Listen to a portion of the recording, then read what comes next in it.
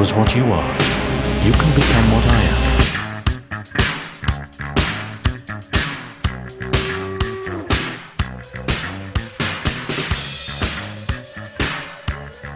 Welcome back, folks. This is Green Team from Legendarium. We're gathered once again in our isolated air temples to look back at now season 2 of Avatar.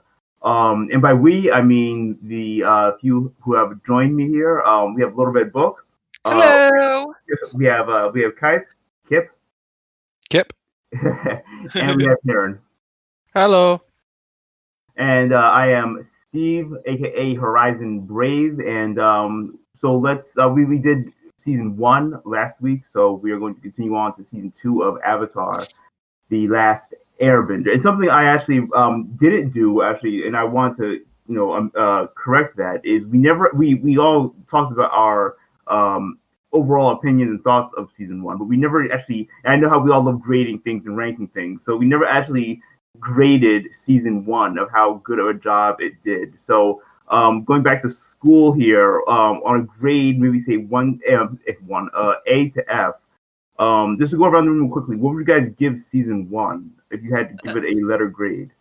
So before we start, like in comparison to the season or comparison to child programming?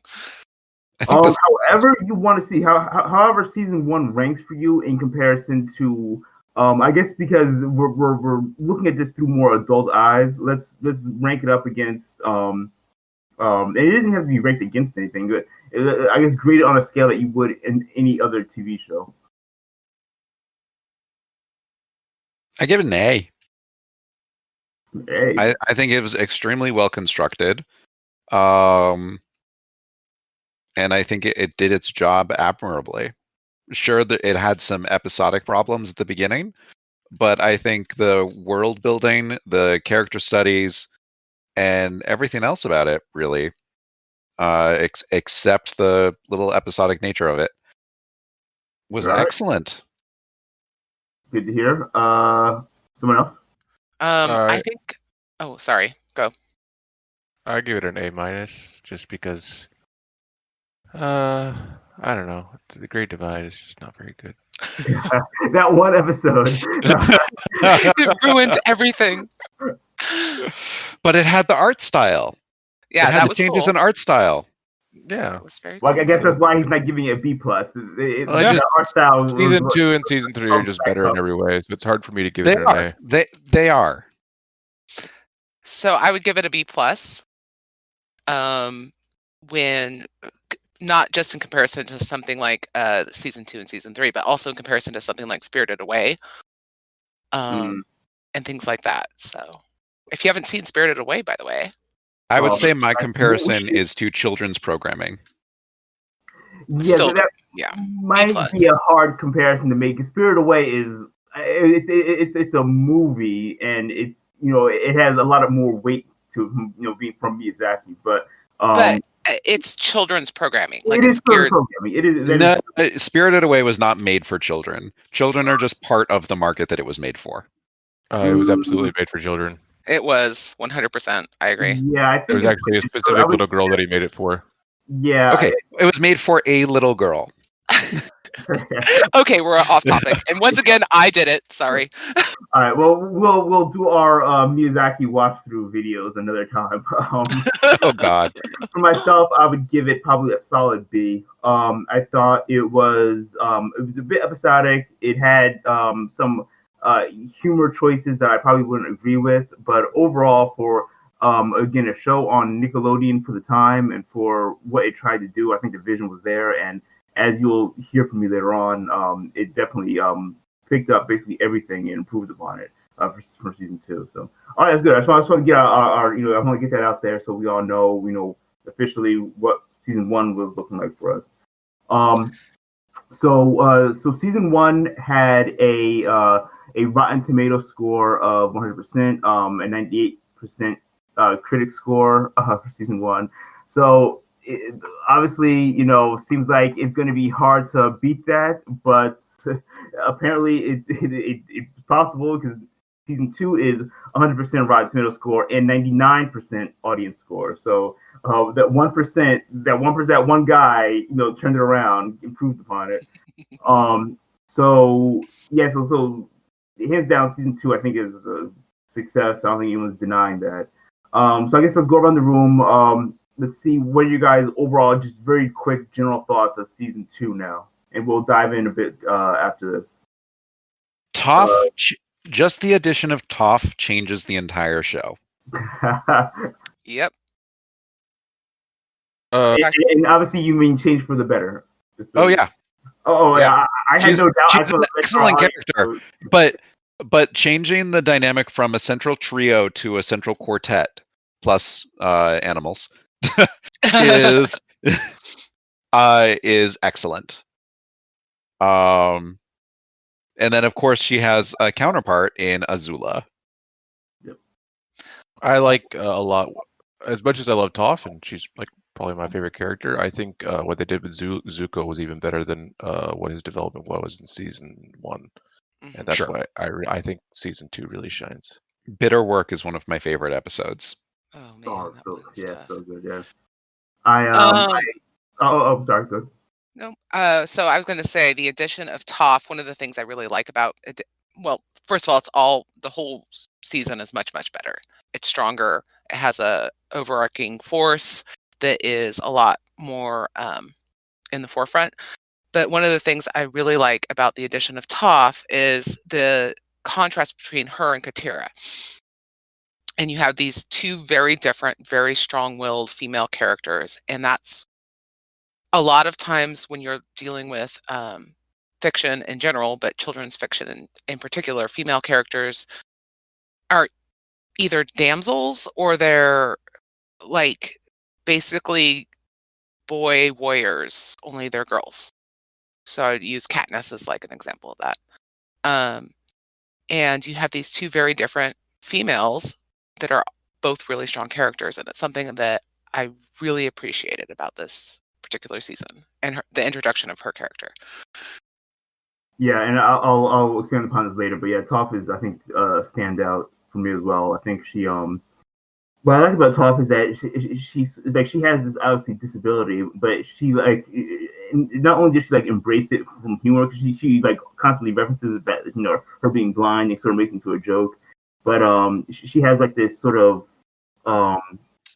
while Katara is more, I guess, more maternal, motherly, Toph is more not, I don't want to say hard edged or anything, but she's definitely rough around the edges, and she's not, prim and girly, but she's still a very likable character. It's not like she's like overly masculine or just like one of the guys or something. She's she still has a lot of depth to her, which we'll expand upon. And she's a little drill sergeant, is what she is. She's the tough love person. Yeah. That's a good way to describe it. I really like that Toph is one of the people who gets to have a relationship with Iroh develop in this season. Mm-hmm. That is true. All right, she meets him once, and because she's able to tell if someone's lying, has a really heart-to-heart conversation with him. Yeah. All right, so let's take a quick break. I'll play a clip from season 2, and we'll come right back. And the water flows through this creek, much like the energy flows through your body. As you see, there are several pools where the water swirls around before flowing on. These pools are like our chakras. So chakras are pools of spiraling energy in our bodies? Exactly. If nothing else were around, this creek would flow pure and clear. However, life is messy, and things tend to fall in the creek. And then what happens? The creek can't flow? Yes, but if we open the paths between the pools, the energy flows. So just to set the tone, we ended season 1 with the Siege of the North. It was this big epic battle at the end. It was pretty awesome. We got monster or salamander egg or whatever that was. But it was good. It was a good season ender, and it sort of wrapped everything up, but still teed up season 2. They're still basically continuing. So, and these are questions I have actually. So, they ended season 1 where they basically came to the decision that Aang would have to basically master the other forms. So what chose them? What decided the fact that they wanted to do Earth first, or was it just proximity from the temple, or I was never sure why they. It's the cycle of the elements. Yeah, First I was gonna air, say. then water, then earth, then fire. And that's Okay. also the cycle of the avatars. So like Roku, then Aang, and before Roku there was Kyoshi. Okay, so Earth It's always in that cycle. Okay, so Earth was, from a numbers point of view, it was next up to be, I guess, the next Avatar. Then after Aang. Then. No, it was water No, first. after Aang it's water. So it's always earth, water, air. Oh, I see. Okay, fire. we need to start. Okay, Sorry, it's air, water, earth, fire. Well, but the point is, it's always in the same cycle. So if you Yeah, start but off as an you air, had it in a different order though. Well, whatever. Fuck you. I'm You can sorry. play back the tape.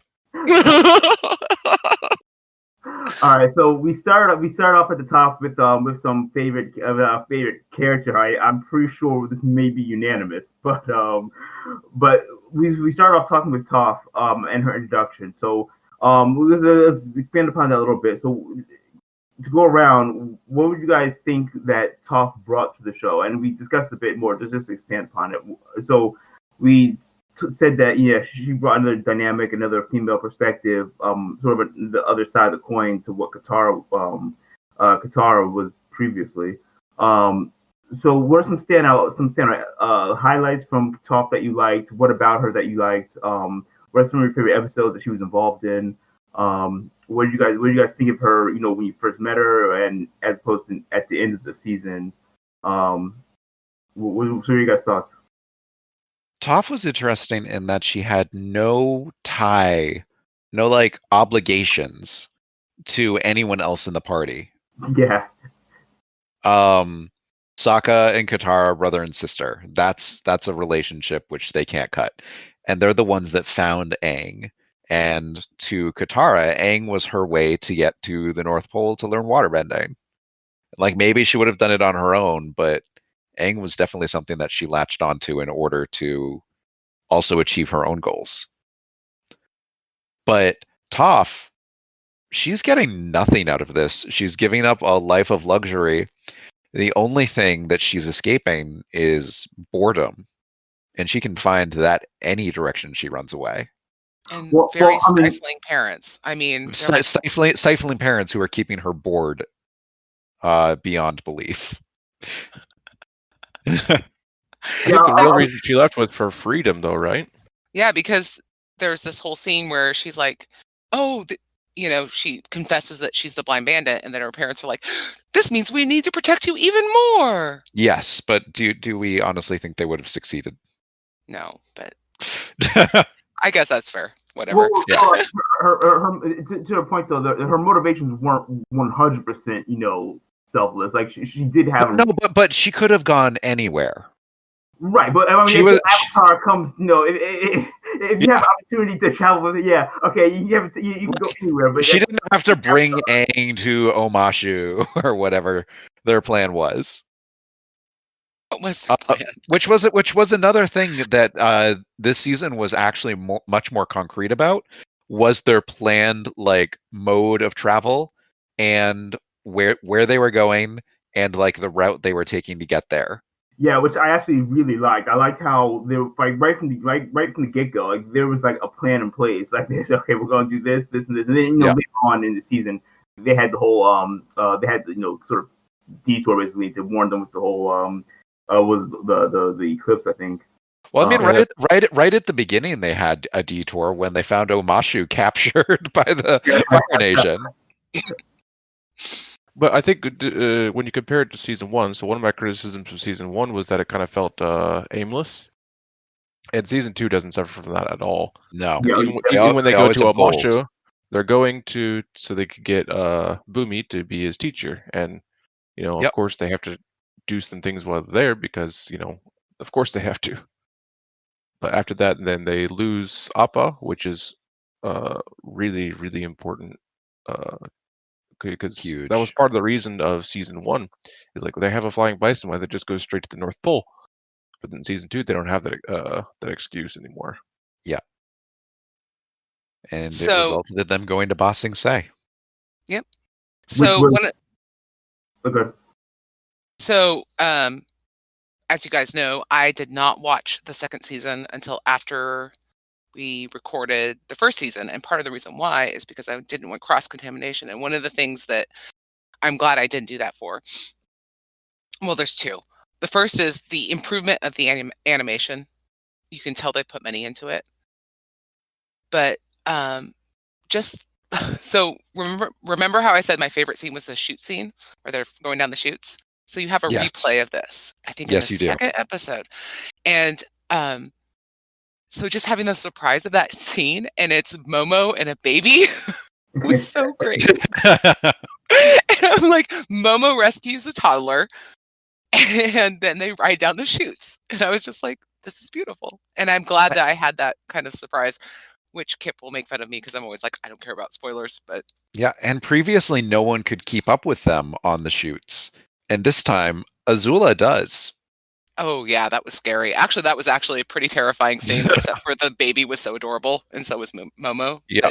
But- I really like how this, and I'm talking about this series overall, is the fact that they return to places they've been before. It's not always. It really makes the world feel like it's actually lived in and real. Like, I mean, it's great. Yeah, we get a new place every single time, but that would make it seem a bit too open and not as restrained. I love how they go back to places they've been to before, and there's always a reference. They you see the return of like you were saying with the shoots basically. It really feels like, okay, yeah, while these guys are going off adventuring, there's still a community and still a city here that exists. Even while they're off, doing something else, and they can come back to it. I love that sort of grounded, no pun intended, that sort of grounded reality to it, where it feels like this is like a real place actually. Okay, so and then while we broach the topic of Azula, we got introduced to Toph. It seems like we all enjoy her character, myself included. Let's talk on the opposite end. We get another introduction. In fact, I think she's introduced at the end of season 1, actually. The character of Zuko's sister, who I believe that's the first time we hear about at the end of season 1, Azula and her two band of merry women that is always with her. May and Ty Lee. What was that? May and Ty Lee, gotta love them. Yeah, I love May. So what did you guys think of Azula? Now, do you think she's a good sort of counterweight to what Toph brought? Do you feel like the relationship between her and Zuko is that has like a lot of weight and substance to it? What are you guys thinking on this? I mean, when your sister is a sociopath, so I've had friends that suffer from what's it called? Borderline personality disorder. So if you have somebody that close to you, and she's clearly a sociopath, like Iroh even says, no, she's crazy, we got to take her down. She needs to go down. It a great is line. realistic. I laughed so hard when he said that, because you expect him to be measured because he's measured all the time. It's like, no, Yeah. she's crazy, we got to take her down. So yeah, I mean, it felt real, and she also felt kind of like Jet was an emotional abuser in the first season. She's abusing her friends, Oh, for sure. and she's She almost kills Ty Lee. I know, and the way she ropes, so Ty Lee's all happy in the circus, and the way she ropes Ty Lee into leaving the circus, Yeah, it was And the way- super upsetting to me. And Ty Lee knew that she was going to do it too when she was like, wait, you're not gonna argue? Right. Oh, you're coming to my show. Oh no. Right. I thought Azula was kind of a way to show what Zuko could, or very well based on like how he grew up and what his father's like really could have turned out, but because he had a disagree. better... Really? Okay. Yeah. I do too. I think that Zuko is at heart far too honest, and he believes in the concepts of honor. And Azula doesn't. She just pays lip service to it, and it's a very big difference between their character. Yeah, the only thing she believes in is power. Yeah. And Zuko doesn't care about power. He wants his father's recognition, and he wants to have his honor. I still think that she's a product of her upbringing. She's absolutely a product of her upbringing, but the same abusive father created two very different people out of Zuko and Azula. And it is partially because they are different people innately. I mean, I'll say this. So, Hurin, I see your point, actually, and I like where you're going with that. I like the fact that Azula would have been is pretty much a mirror to what Zuko would have been if he would have stayed. The only problem with that, though, is that Zuko only left. Like, Zuko was literally raised, as in the Fire Nation. So if Zuko would have been kicked out like a lot earlier, and he would have had time to been raised by someone else, then I would have said, yeah. Then it would have been more clear the fact that Azula would have been like the sort of what could have been for Zuko. But I mean, he still was pretty much raised there from up until he was through past his formative years, I would say. But I do like that concept that Azula was sort of like the I guess darker side of what happens when you're corrupted basically from top to bottom. From birth to how she is now. But yeah, I just think time wise they sort of can't really follow up with that because he was only kicked out, maybe a year or two prior to us meeting them. Yeah, like a year or something. But also remember that the reason Zuko was kicked out is because he was aghast at the ethical problems of the Fire Nation and their ways of winning the war. So, at the use of Fire Nation soldiers. What you're seeing in part is the difference in the amount of influence each parent has on the child. Yeah, exactly. Because Zuko's got a really good relationship with his mom, and she is obviously a loving and caring person. Towards Zuko. I can't even imagine what that marriage must have been like. Towards Zuko. Yeah, well, but That's it's hard to. Wasn't she really hard? I forget. Wasn't she really dismissive of Azula? But she was dismissive. It wasn't that she was dismissive. Yeah. It's that she was afraid. She was afraid of her daughter. Yeah. And afraid of what her daughter was becoming. So Yep. There's a lot you can't control as a parent about your children. And as far as we all like to say it's all nurture, but there's a lot of nature involved too. And something like borderline personality disorder right has a large physiological and genetic component. Right, exactly. And so when you see your child moving down that path, it's of a serious issue like that. There's not a lot you can do about it. No. And it's very scary. Neither one of my kids, thank God, had that. But I mean, there's just other things. What? It's not fixable. Right. Unless the person is willing to work on it. Yeah. And then even then it's recognize difficult. it. I want to bring up some stuff that are in the comics, but I'm not going to. But anyway, that's why I'm saying she saw her little daughter turning into a sociopath and she was trying her best to fix it.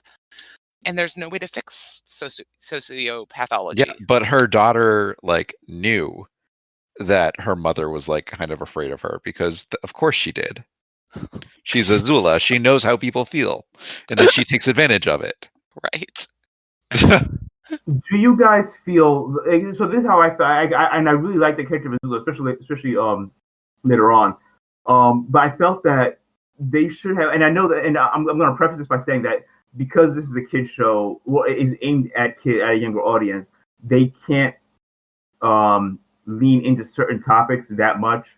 But I felt like the idea of her, I guess, sort of psychosis, sort of, multiple personality disorder, whatever you want to call it, her mental state, it wasn't directly stated to me that yes, there is literally something wrong with her. Like Iro calls her crazy, but it came up as more of a like, oh, she's so crazy, or it came up more as like a dismissive, just insult to her. No, No. I felt like, hold on. directly says that her crazy is why she needs to be killed. Wait, hold on. So I felt like they didn't state up front saying that yes, there actually is something medically wrong with her to give her this sort of animosity that she has. Because from my point of view as me watching this, you can say someone, oh, we say it all the time so jovially, oh, that person's crazy, let's kill her, or or yeah, he's crazy, just get him out of here. They never, they should have. Again, I know there's a kid show. They can't. There's not a lot they can do, with a lot of stuff. But it felt like they should have made it more clear that there is actually, she is actually in turmoil with her, and she actually does have something wrong with her, mentally, that is causing her to do. Because from my point of view as I'm watching this, she just seems like a power hungry bitch, basically. Yeah. Not I thought that's they made what it very she clear. is. well, yeah, but I mean, you can be a power hungry bitch and not have mental issues. You can just be a power hungry person. Let's not like, throw around the B word. I felt like that they should have really. I know they can't go too far, but I felt like it would have been better if they would have really given us something to say, like, yeah, she has mental issues, and it would have give us some more empathy for her as well, instead of just her being blatantly evil and just wants to kill everyone. I don't think that she feels that she is in mental turmoil. She doesn't. Well, yeah, I mean, yeah, that's fine. She doesn't have to, but as us, the audience, I feel like we should know that there.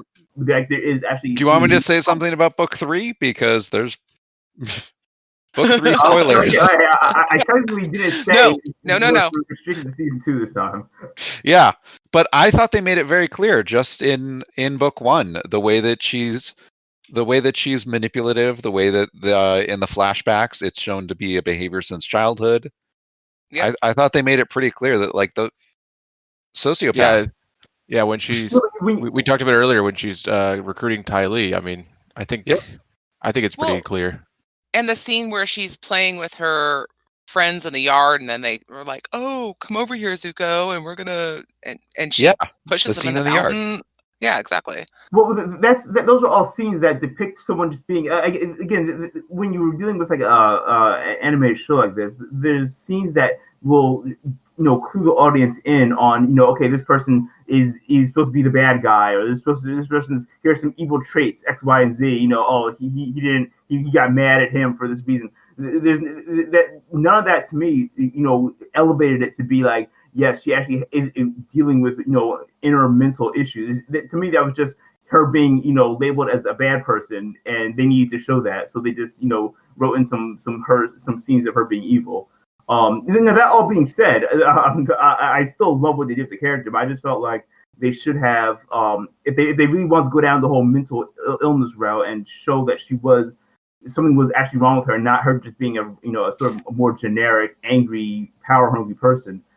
So I felt like they should have leaned into it. I think that just in that one scene, that's one of the most common shorthands that people do for showing that, oh, this person, ever since they were small, has shown symptoms of mental illness, specifically of an antisocial personality disorder or the like. Right. And so what I was going to say... That is how you show a sociopath, is like the only more cliche thing they could have done would be to like show her torturing small animals. Yeah, and I don't want like them to just talk to a doctor and be like, "There's something wrong with my sister." Well, I think she's diagnosed with so and so. Yeah. So what I was going to say is, because it's for kids, you're not going to go necessarily down that route.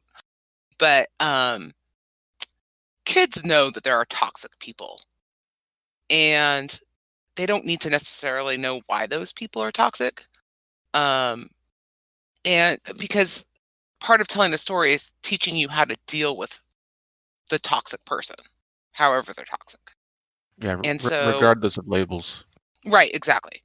And so I don't think that they need to go down that path, because they're talking to kids, but they want to say, acknowledge something that's real in people's lives. Even kids know.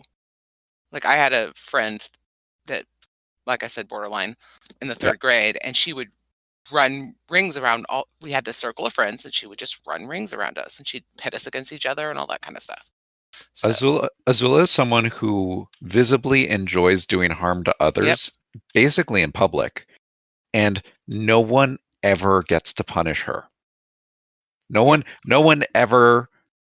She never gets in trouble, and that's a stereotype for someone who's a master manipulator, and also for just, well, a variety of other things which Azula is. also evil. Yeah. Well, also racist and part of a repressive regime. Yeah, I guess she is racist. I hadn't thought about that, but I never really. Yeah, so I mean, I guess the Fire Nation technically is a very imperial. Yeah, well, I mean, obviously, a very imperialist, racist nation there. Yeah. So just to push this forward a bit. So moving the spotlight away from Azula for a bit. What did you guys think of the development? And probably my favorite part of season 2 is, what did you guys think of the development of Zuko and his Uncle Iroh during this season? Because this season they really expand upon not only Iroh's background with his son and everything, but the relationship between Zuko as well. And so, do you think that it was a fitting sort of, because they spun the relationship to being more, I guess, more passive. Iroh is developed. He wants to open up, the tea shop, taking like a back seat, I guess. So let me ask: first of all, do you think that if nothing else happened, if nothing else was involved with the anger or anything, do you think Iroh would have, settled down, and if his tea shop would have done, successfully, do you think he would have continued on like that for the rest of his days? And do you think, and how do you like the progression of Iroh and Zuko's relationships, basically throughout season 2? Well, first of all, it's Iroh. Thank you. Wait, what did I say? Don't worry, Horizon. I mispronounce names all the time. What did I say? It's also Katara, Red. Oh, names. You said Iroh. Oh, damn it. All right. I'm not okay, so Horizon just cursed too. It's not just me. Yeah, I absolutely think that he would have stayed there and lived a comfortable, happy life, even if none of the other things happened. He just wanted Zuko to be happy and not be so angsty. Yep. He was totally willing to give up everything to try and make Zuko happy. I also kind of feel. Oh, sorry. He would totally enjoy running a tea shop, like getting his passion while also making Zuko like a normal, happy life. That was like a double bonus for him. That would be amazing. However, he realizes that he can't run away from who he is and his responsibilities, and that trying to was kind of wishful thinking and really deluding himself in the invulnerability of the walls of Ba Sing Se. I have nothing to add because that was basically all I was going to say. All right, so and I think here, and this is a question that you were going to bring up. So, what do you guys think are the biggest emotional moments from this season? And there's a lot for me, to be honest. There's a and not just emotional as in tearjerker, but just sort of weighty stuff. Some of our favorite moments that just really stand out. To go around, what do you guys? What stands out to you? Leaves from the vine. Oh, Falling tunnel. Getting up already. Oh, please don't make me sing, guys. Other than Leaves from the Vine, probably for me, when Aang dies, or quote unquote dies, and they have the Maria image of Katara holding Aang, and there's just like no hope whatsoever. Knowing that image was coming made me put off the last 4 episodes for a while.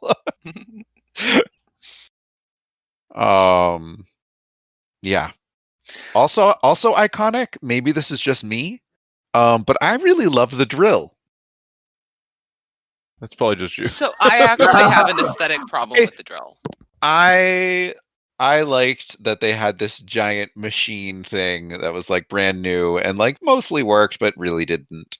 I was just gonna say this is more an aesthetic thing, but like it's clearly CGI and doesn't seem to fit the animation of the rest of the thing. This is probably good. No, go ahead. I'm about to piggyback off what you're about to say. So yeah. So I mean, that was actually something that I like the drill fine, like whatever, but or the plot point, but the animation really bothered me in that whole section. Okay.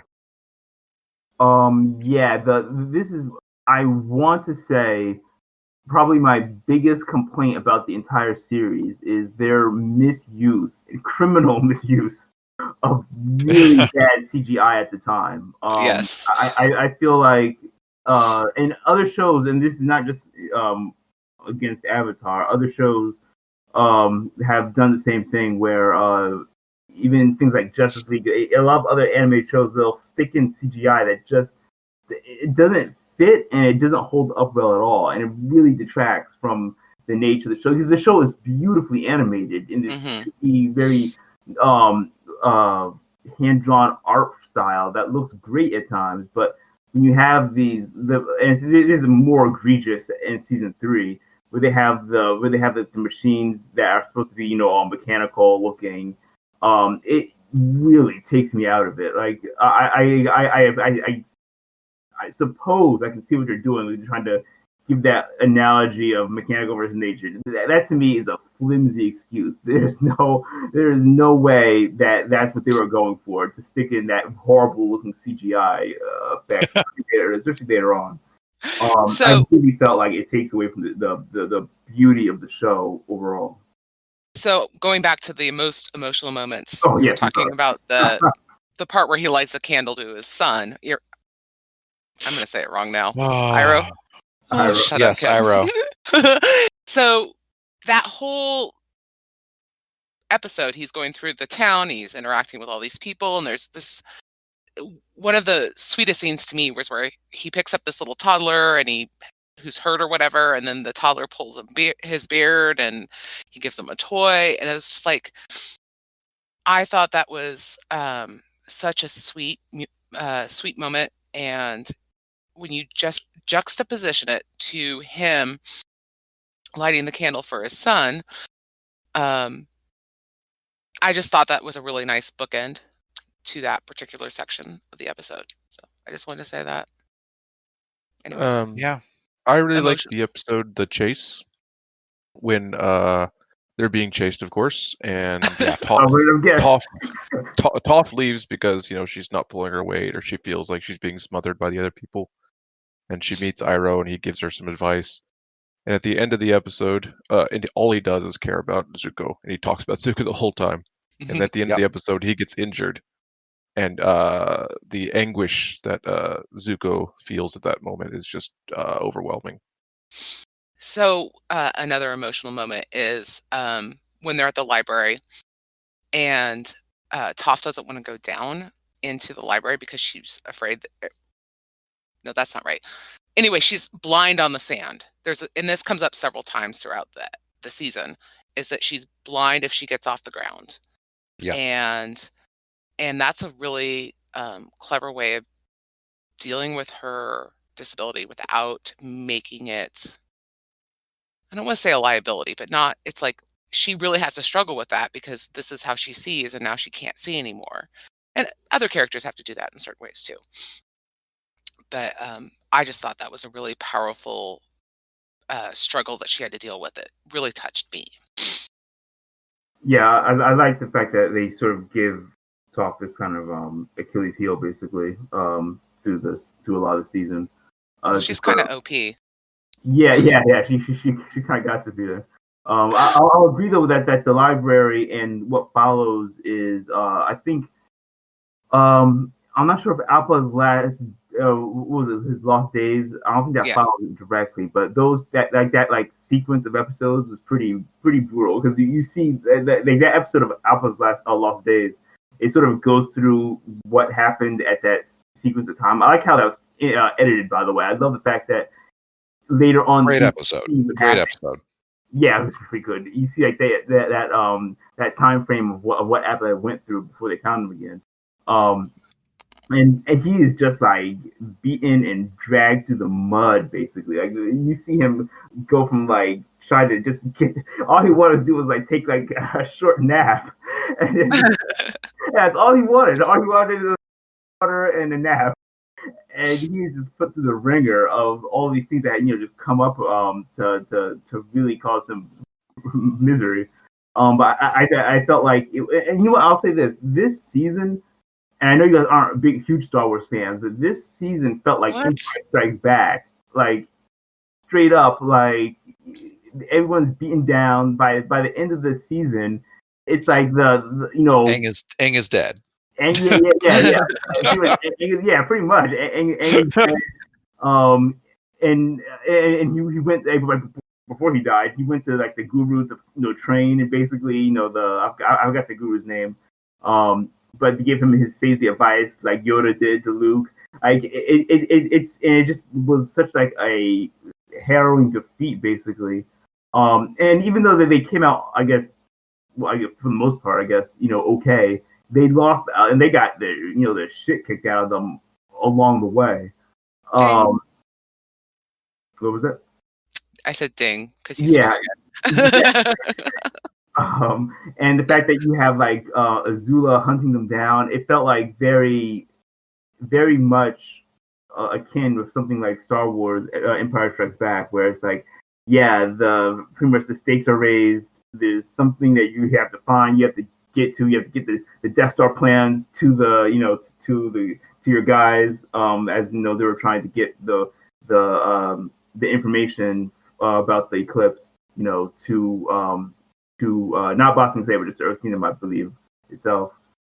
But yeah, so I just made that connection. I was like, yeah, this seems pretty grim, like, and it's very fitting, season 2, mid series. If we could go back, I was just thinking, my absolutely most emotional moment in this season was when, after the library, when Aang loses Appa and he loses like any connection that he had to his past life and the air nomads. And I think in another show, they would kind of, who didn't really quite understand the characters, they would just kind of have them go on with their lives. But we were given a whole few episodes where he has to process those emotions and go through several stages of grief, where he is just overwhelmed with grief. And when he loses all of his emotion, he goes to the Avatar state, and that's a really good episode for Katara as well. And she has to hold the group together, and Sokka's high. And that is still a joke in my house, the cactus juice thing. And then finally,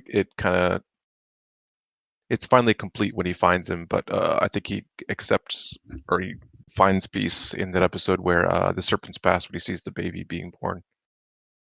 And that was just really emotional for me. So again, one of the things I really like about this series is that it has these really hard punching emotional moments, but also has these great moments of levity, so it never gets overbearing. So that kids can cope with it without feeling overwhelmed by all the bad stuff. Like, because there's kind of some really scary and horrible and painful things, but then you also have the cabbage guy show up again, so that was cool. See, and another thing, you brought that up.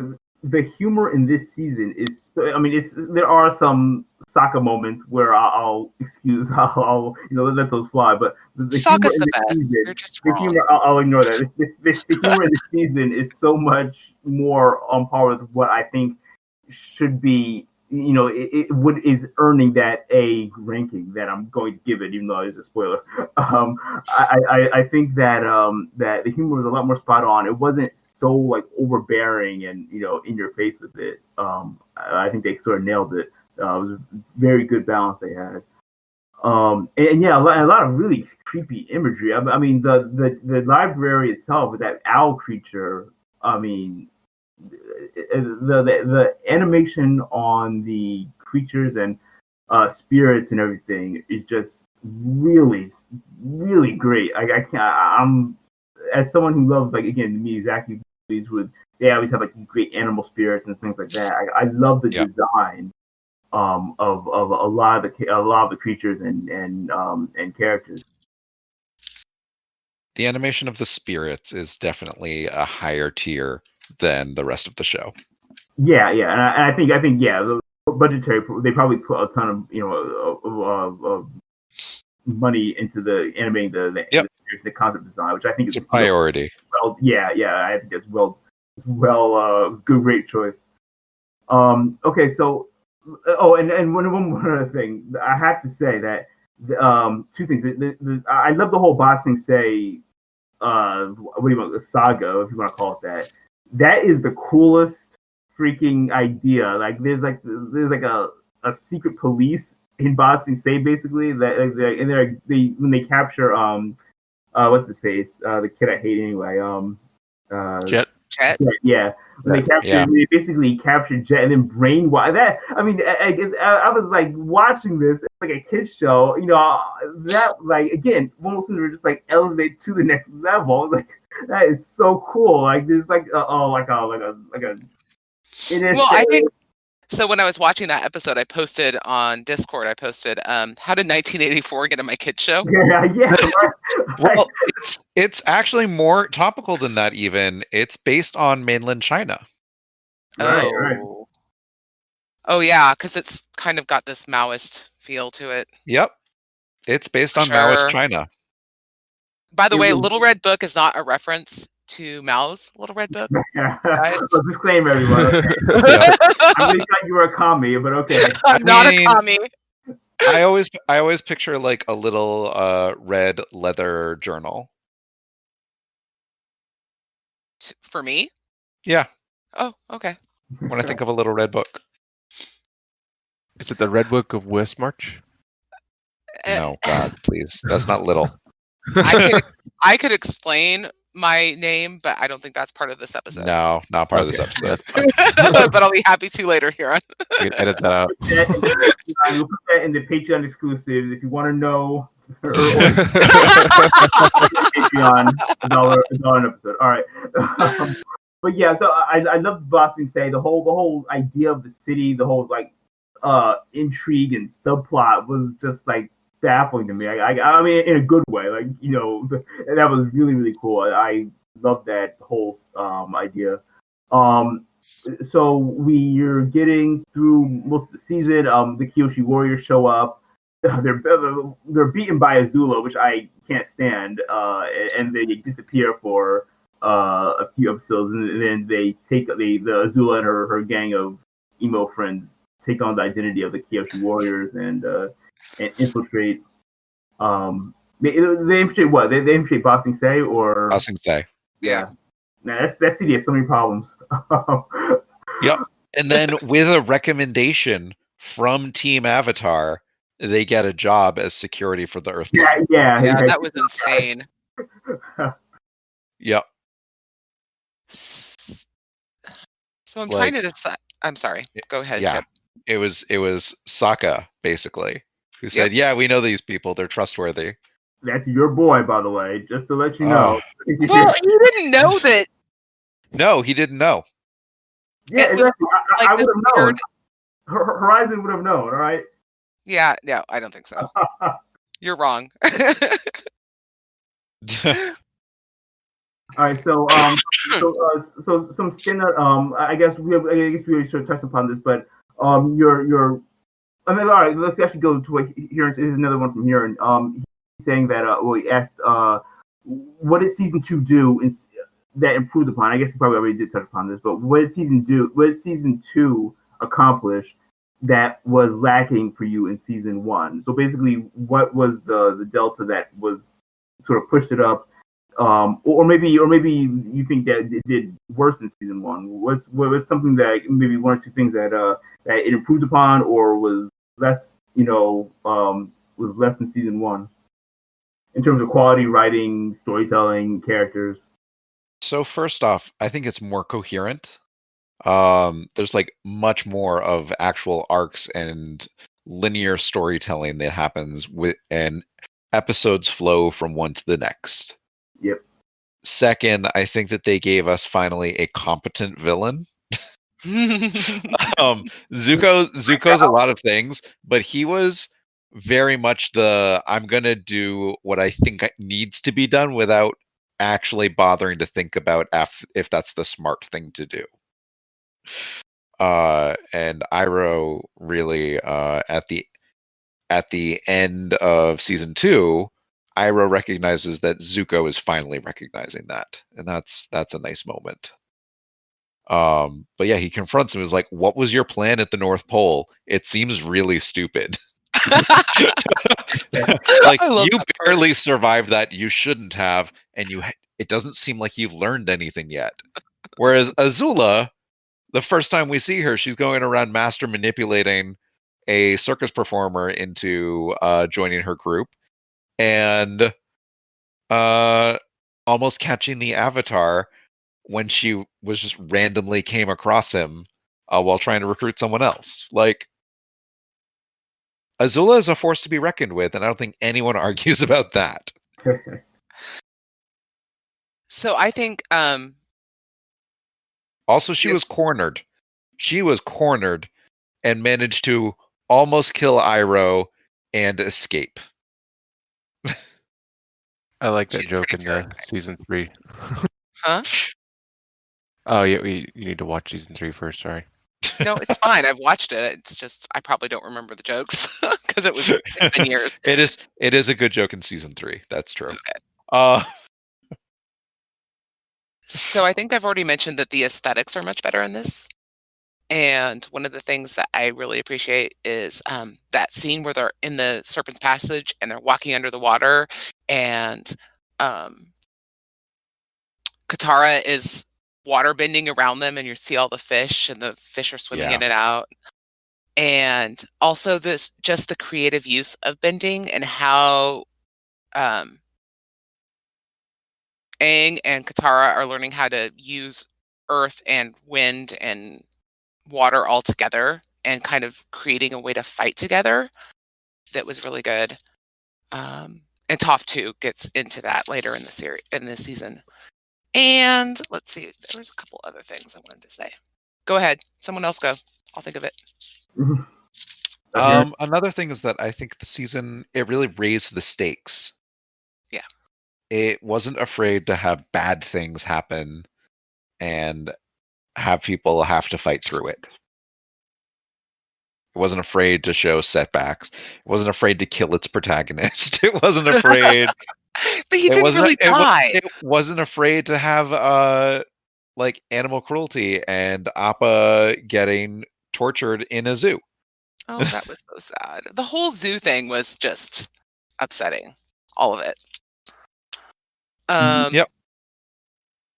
So one of the things I also really appreciated about this is because it once again proves that I am Sokka, because I am a non-magical person in a magical world. And like the part where he's like, "Come on, we don't," they're going through the tunnel and he starts singing, and I'm just like, "Oh my God, that's me." Like the whole time. The part where, so I have a question, guys. So remember when Sokka meets the little cub of the thingy cub that he meets? Saber-tooth moose line cub. Thank you. All of a sudden he's in the ground. Is the cub bending? Is the cub using earthbending? Because that's... I don't think so, no. I believe no. Okay. Because that's almost the impression I got, but then I wasn't sure. I don't think saber-tooth moose lions have bending powers. I don't think they're one of those animals. The only ones we know of are the badger moles, the secret tunnel. The secret tunnel. The badger moles and air bison. Oh, and dragons. Shh. I don't know. It kind of seemed like because all of a sudden he was in a hole, and then the hole closed around him. I think it was just like semi-quicksand like, but yeah. Do you It's just remember like when? he randomly found a fracture in the ground that happened to do that to him. And That's that's Sokka just being Sokka. that's embarrassing. That's just so embarrassing. It's also part of my life, guys. Yep. Remember, Sokka's humor transcends the fourth wall. It is insane in the extreme, the bad circumstances that can happen to Sokka through random chance. Yep. So my life. His boomerang will hit him in the head. Right. Yep. All right, so He will have hallucinogenic cactus. Which is honestly more accurate than most standard depictions of cactus having drinkable water inside.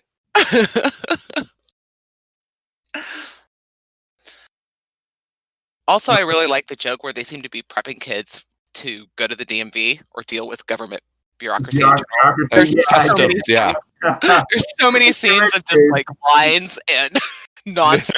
I love Toph in those episodes. I know. It was very Chinese.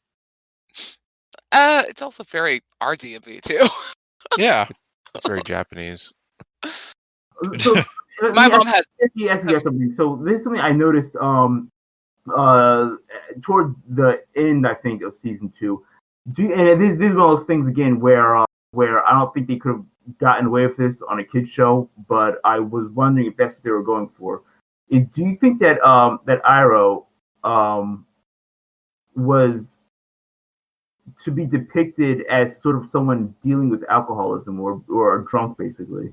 I get the feeling like there's a few. I do. He's so like woebegone, and he is like dealing with all these things from his past that he wants to forget.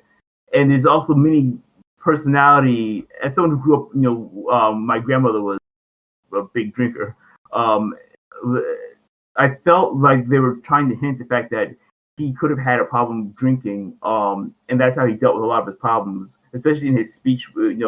A lot of times when he would be talking to or having to deal with situations, he's very like so relaxed and uncaring about his own self-dignity at times. I felt like they were trying to hint at that, but they never actually just flat out said it. I think that Iroh did have a problem with alcohol in his past, but I think that by the time the show starts, it's an act. So you're saying he's basically kind of using that as basically kind of a way to get people to underestimate. Yeah, absolutely. Interesting. And it's an act that has the benefit of being partly true. So you're saying because he's a dry because drunk. he no I think that he doesn't honestly feel like he has much need for dignity of his person. I think he thinks to a degree that like appearance is mostly irrelevant, and that he doesn't have to appear to be of like high and noble caste, and that distinctions between social classes are mostly irrelevant. So do we have an idea of the age difference between him and his brother? Him and Ozai? Yeah. It looks quite large. Yeah, because it seems like 100 years. I'm just curious for. Look, Iroh is the prince that didn't age well. Spent too much time out in the field. And Ozai is the perfect prince who's very handsome. And lives in his palace and never does anything useful. Yeah. Because he's a pretty. But could totally murder you. Right. But let's be honest, Iroh does have a drinking problem. A tea drinking problem. Yeah. I think maybe he substituted some of his alcoholic urges into tea. Yeah. I just love that he's so happy about getting his own tea house, and he's like, "I'm gonna go see the." I felt so happy for him. Like I knew, like watching. Okay, this is last. You know, in a few episodes, there's gonna be like it's gonna like catch fire or something. But Yep. I was so happy to see like, you know, he's something that he was like proud of, you know, to do and serve people. It was really great seeing it. Yeah, no, I think I love Iroh was- watching Happy Zuko. What was it? And For that like date he 5 went on, seconds. he went on this great date with that girl. I mean, he was super awkward, but Zuko was happy for like one day. I know. Maybe less That's than okay. Day. Spoilers for There was season also 3. that episode.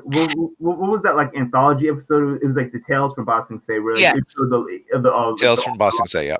Yeah, and it showed I guess like a life. Well, not day in the life, but just him kind of sort of this, you know, taking a step back, relaxing. And I really loved that episode, except for the soccer part. Everyone had this. I love the idea of that it showed that Toph and Katara bonding. They had their little moment together. I love that part so much because you realize that they literally killed those women, by the way. like when They did not. you didn't. What are you talking about?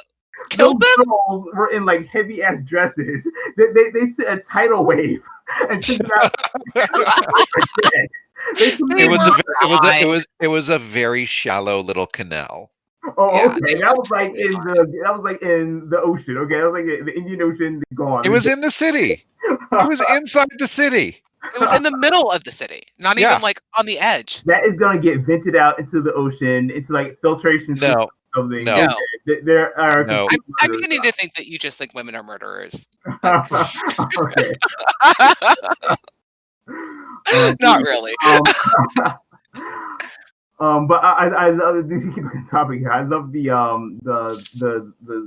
sort of like scene with with Iroh about well, first of all, when he gets mugged and he like cancels that mugger. He's like, no, you're doing it all wrong. You hit the wrong stance. this is how you mug. That was good. That was good. So we were talking about how we like the overarching plot, and one of the nice things about that one episode is that it does have these cute little moments that gives us a chance to know the characters without having like a whole bunch of frantic action going on. Yeah, yep. And so I wasn't really sure how to phrase this question, but I've just had a lot. Because the way we've been talking about it is like currently the fad, the way we do TV is in large like whole seasons. And like when I was a kid, like little kid shows, you didn't get a whole lot of that at all. And how much is Avatar like a part of that kind of in between where we're starting to move into using just a longer form in TV? Like, what do you guys think about that? Because I think it kind of is like in this weird in between stage. I think it's absolutely there. Yep. I think that it, and somehow I feel like this. Again, I think I mentioned this last time, but I would see the series if it was on like Netflix for like a shorter run, like a shorter amount of episodes, but more focused.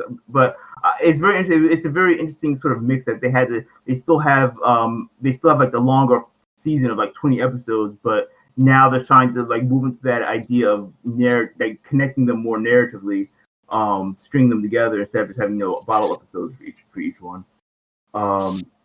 So do you think that we maybe judge it differently because of the time we're in versus the time it was made? Because I think it would have been pretty revolutionary for that time, for the time it was made.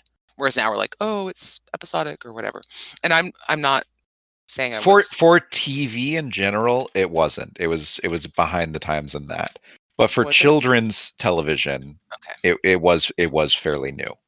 Okay. Especially a Nickelodeon show. Like Nickelodeon shows are, SpongeBob.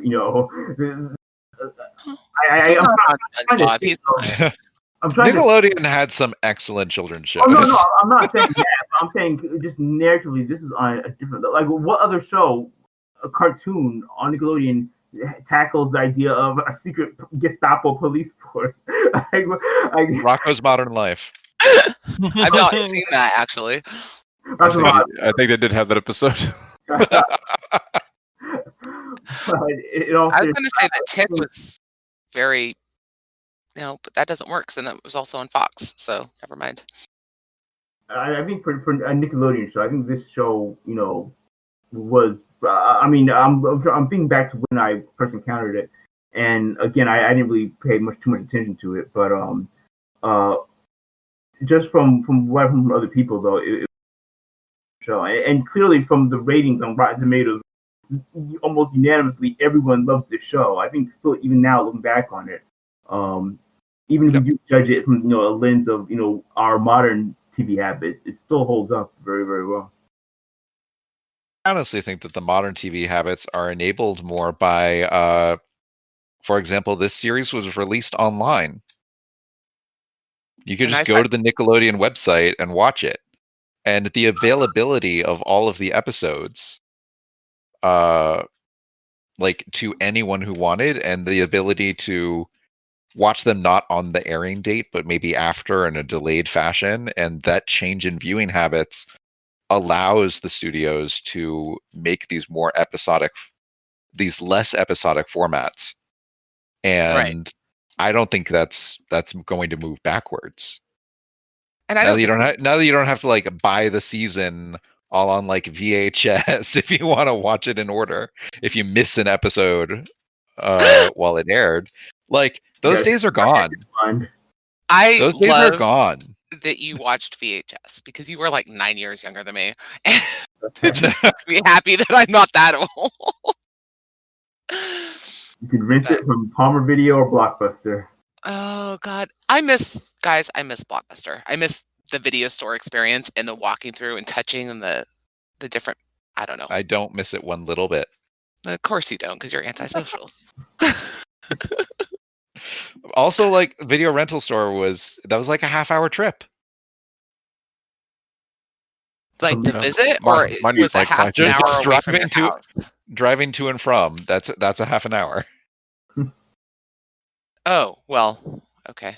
Well, I'm sorry. It was like 2 minutes from my house. All right. Look, I grew up in a rural town. That's okay. We're lucky we eventually got a Blockbuster. You guys should all come out to Oregon. We should go to the last Blockbuster in the world. Do you really have one? The last Blockbuster in Oregon, really? Bend, Oregon. Huh. You also have the last city to not fluoridate their water. I know, right? It's because it's a commie plot. Yeah. My dad told me that when I was a kid, and I was like, really? The communists want to give us fluoride? That seems like a weird thing. My cousin thinks you can use fluoride in people's teeth for mind control. All right, let's wrap it up. Yeah, this is quickly degenerating. Sorry. All right, I thank everyone for joining us. It was a great discussion. I think for all around. Real quick, just so great letter, real fast around the horn. What are we giving season 2? A+. A. All right. I would probably give it an A, a solid A myself. A+. Not quite. If a 99 and a 98 on Rotten Tomatoes aren't enough for an A+, what is? A 100 for both. No, I don't believe in artificial scarcity of A+. So on that note, thanks for joining, guys. It was a pleasure. We are going to continue this with season 3 down the road at some point. So you can join us on Discord or Reddit. And if you would like to join us on Patreon, do like $1, $2, or $3 if you're really fancy. $4. Thanks a lot for joining, guys. This was Avatar season 2.